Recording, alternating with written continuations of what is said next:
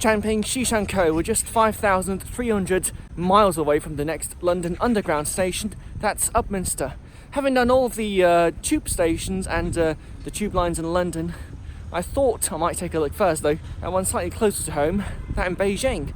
So let's take a look at all lines on the Beijing subway network. The Changping line is just one out of 23 lines across the Chinese capital. 3 of these are fully suburban, Fangshan and Yanfang lines in the southwest, as well as the Yizhuang line in the southeast. The Daxing and Batong lines in the suburbs follow on closely to their city counterparts, them being subway lines 4 and 1. Line 1 indeed is where it all started 50 years ago. Partially rerouted and extended in the 1990s to the present-day length, it runs underneath Tiananmen, the Beijing CBD, and busy shopping streets, making it very much the Beijing version of the Central Line. Line 2 is the inner city loop line, all completely underground. It goes underneath the second ring road in the north, west and east, but cuts through a part of southern Beijing closer to the city centre. The extremely busy Line 4 goes to all the right places in town: universities, libraries, the zoo, and up to 4 railway stations, it continuing further south as a Daxing line. It's very much one of the busiest lines in the city, and a train arrives on a line every 2 minutes at rush hour, sometimes even more frequent. A similarly busy Line 5 starts off from sleepy town Tiantongyuan in the north, going via Yonghe Lamasery, Hutong Territory, and the Temple of Heaven to a massive interchange in southern Beijing, Songjiazhuang. 1 station, 3 lines.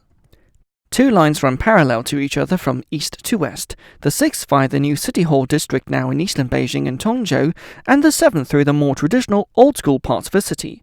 Line 6 is indeed future-proofed for fast, non-stop services in the eastern bit.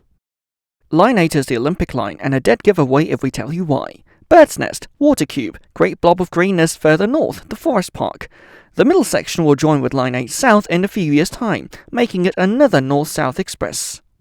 Lines 9 and 10 are more for locals, but the 9 is also regular with travellers, it being a very interchange-rich line crucially serving Beijing West Railway Station. Think of Line 10 as a Line 2 that they blew up to be big, very big, serving far more stations and serving Zhongguancun IT Hub, the Olympic Green, the CBD and much more, all in one line. Line 13 was actually the city's 3rd metro line and is known to be the odd one out. Mostly above ground, it does a horseshoe loop around northern Beijing, but also serves part of the city's Korea towns both in Wudaokou and Wangjing. Like 9-8 at present, Line 14 will be joined together as one in future. The eastern half links Wangjing with Beijing South Railway Station, skirting past 798 Arts District and Yongdingmen Gate, and the western half is mostly in Very Garden territory. The 15 and 16 are mostly the district lines of Beijing, with the former running northeast to Xunyi and the latter in the other direction towards a hillier part in rural Haidian in the northwest. It also serves the city's health check center for intending expats. 2 odd one outs on the network. The meant-to-go maglev is a maglev, except for it's not as fast as that in Shanghai and is a short sprint in the western suburbs only.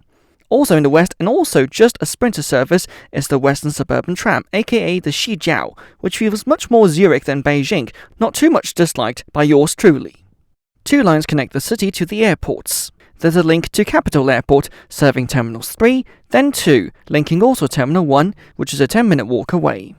The late Zaha Hadid's masterpiece, Daxing, is also served by the subway, it running faster and even offering business class, and much bigger and newer stations, and a map of what's now the busiest and probably very soon the world's largest subway network. So hopefully now you have a better idea of the Beijing subway network, which is massive and getting bigger by the year.